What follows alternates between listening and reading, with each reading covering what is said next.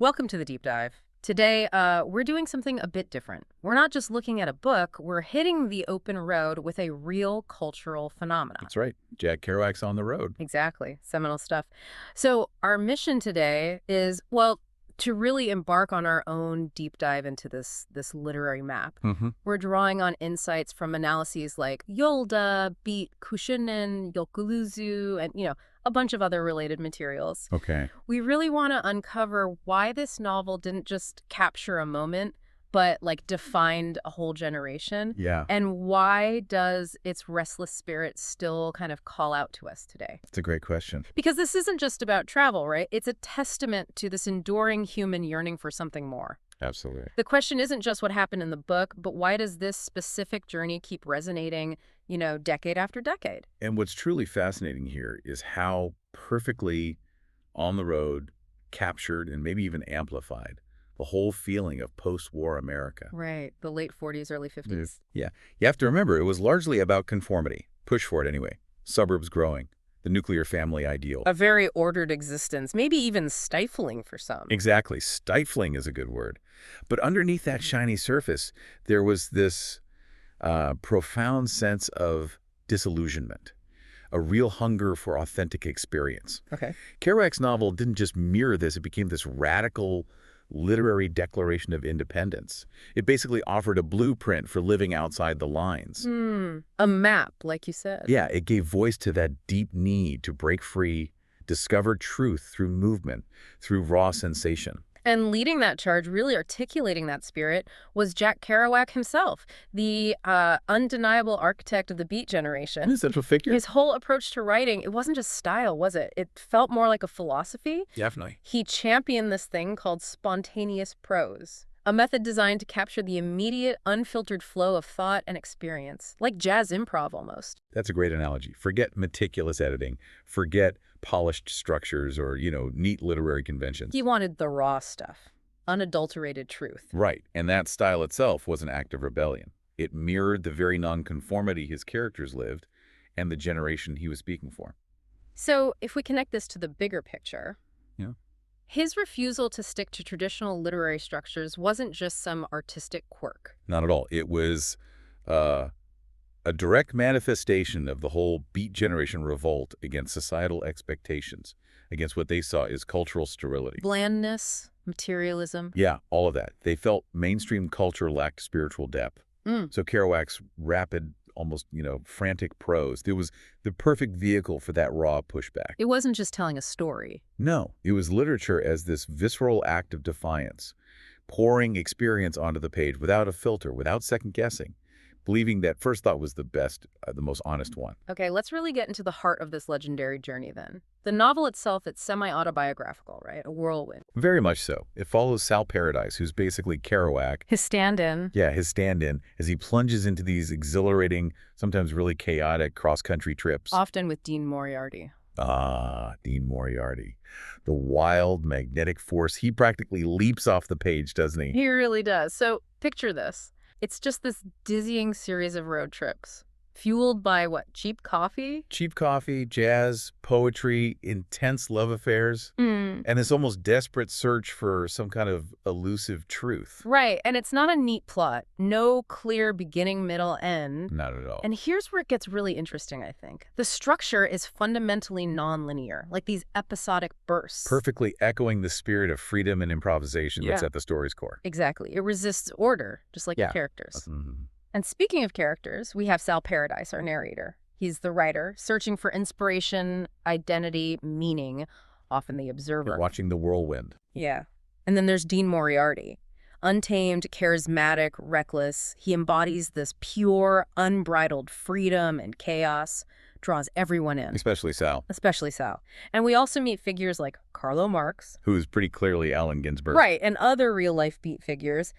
Their inclusion, it doesn't just add authenticity, does it? It kind of situates the novel within this real, living, artistic circle, blurs fiction and reality. It absolutely does. Yeah. And this brings us to a really crucial question, analytically speaking. Okay. What does that intense, sometimes really volatile friendship between Sal and Dean, a bond that has both deep connection and these subtle betrayals, what does it reveal about, say, human intimacy?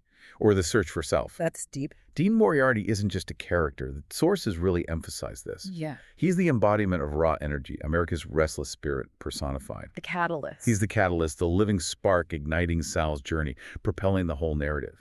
Their dynamic explores that intoxicating allure of absolute freedom, but also clashes with this quiet, maybe unarticulated longing for stability. A paradox. Yeah, it delves into the paradox of chasing ultimate experience. Does it lead to self-discovery or self-destruction?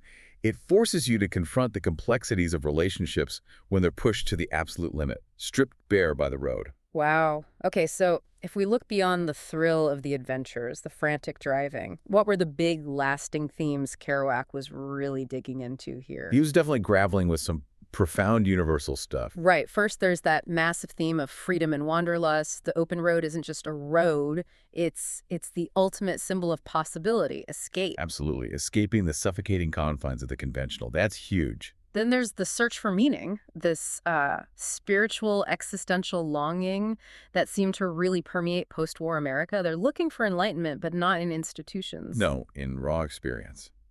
Out there. And third, that complicated bond between Sal and Dean highlights friendship and betrayal, how connection can be life-changing, but also really flawed. Deeply flawed, yeah, human. Yeah. And finally, the whole book just pulses with counterculture and rebellion. It's an active, deliberate breaking away. Definitely.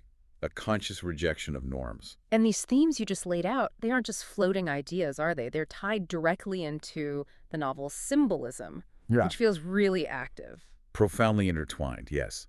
And active is the right word. Take the road itself. It's way more than just pavement. It's this powerful symbol of freedom, sure, but also possibility, the pursuit of experience, and crucially, self-discovery. It's an inward journey as much as an outward one. Where the destination isn't the point. Exactly. The transformation along the way is the point. Then there's jazz and poetry. These aren't just background noise or hobbies. No, they feel central. They are. They symbolize spontaneity, the rhythm of life, creative expression. They mirror the characters' inner worlds, their uninhibited approach to life. Improvisational. Like the prose style itself. Precisely. And as we've discussed, Dean Moriarty, he's not just a guy, he's a living symbol. Right. Raw energy. Restless spirit. Personifying that impulse to break free, live fully, whatever the cost. And what's fascinating, as you said, is these symbols aren't static. They're active forces. They shape the narrative, drive the character's quest for truth, for authenticity. Symbols as active forces. I like that. It really makes you think how essential Kerouac's style was to getting that message across. Let's dig a bit more into that spontaneous prose. Okay. It's rapid, visceral, unfiltered. It has that jazz-like rhythm, makes you feel almost breathless reading it. A deliberate rejection of polished, edited prose. Right. Emotionally distanced prose. Often. He wanted raw, immediate authenticity instead.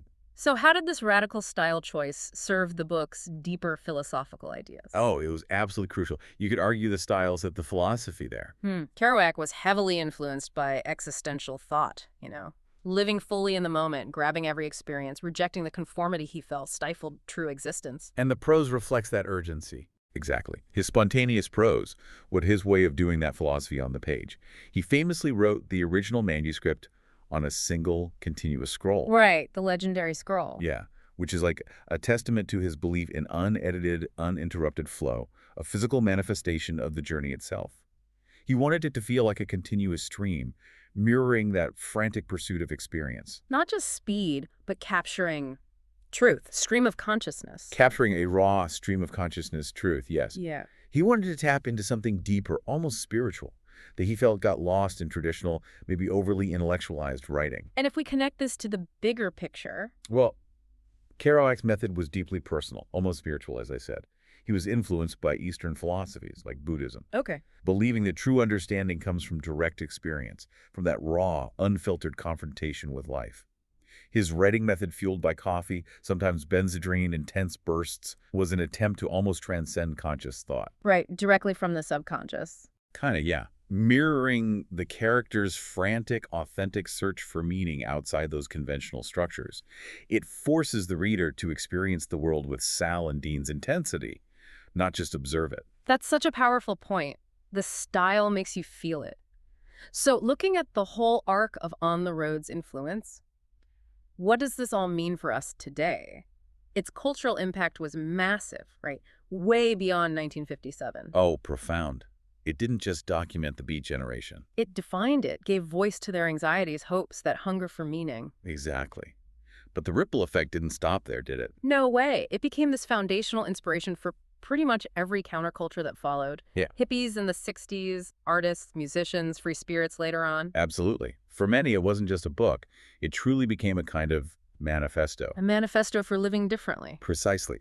Its enduring legacy is that of a manifesto, a call to action for freedom, rebellion, that relentless search for authenticity. Which raises that important question you mentioned. Right.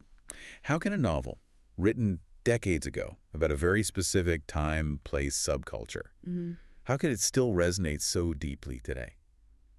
Transcend its context. Yeah, why? I think it's because its universal message just cuts across generations.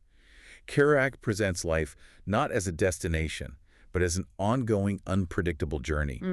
For him, for his characters, meaning isn't found in static answers or conventional success or settling down. No. Instead, it's discovered in movement, in the raw embrace of experience, in those wild, unpredictable connections you make along the way. And that message, it still speaks to people. I think it speaks powerfully to anyone who feels that primal pull towards something more, something undefined, something just over the horizon. It taps into that innate human desire for self-discovery through experience. What an incredible deep dive this has been into On the Road. We really explored its dynamic energy, its profound themes, multiple layers, and that revolutionary style. Almost spiritual style, yeah. Yeah. It's clear this isn't just a book you read. It's an experience you kind of undergo, and it constantly invites you to reflect on your own road. Your own journey. Your personal search for meaning, for authentic experience, for what really makes you feel alive. And I think that's the ultimate liberating truth On the Road offers. It's not just about driving across America. No. It's about the profound freedom to define what meaning looks like for you. Even if that definition is always changing, always evolving. Fluid. Exactly. The novel challenges us to embrace the journey itself, its uncertainties, its chaos, its highs, its quiet connections, as the most profound, most authentic form of truth. Remember, the quest for self is ongoing, a vibrant improvisation, never really finished, always. Always on the road. Always on the road.